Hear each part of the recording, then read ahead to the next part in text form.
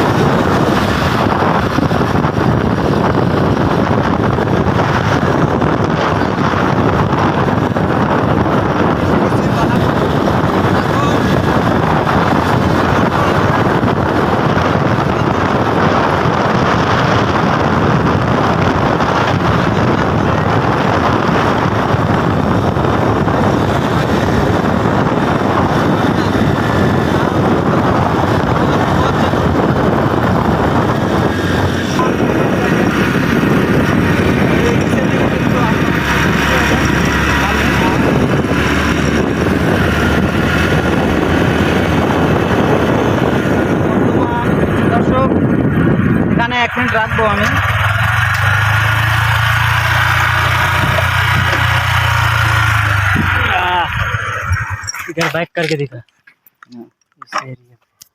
দর্শক, বর্তমান আমরা পাহাড়ের চূড়ায় চলে এসেছি। এই যে দেখেন, পাহাড়ের একদম চূড়ায় না, কিন্তু চূড়ায় চলে এসেছি আমরা। এখন এখান থেকে শুধু নিচে নামবো।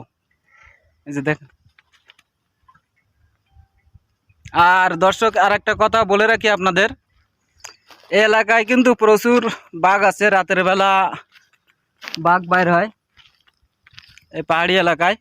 সাবধানতা অবলম্বন করার জন্য এই বাঘের মূর্তিটা এখানে রাখা হয়েছে। এই যে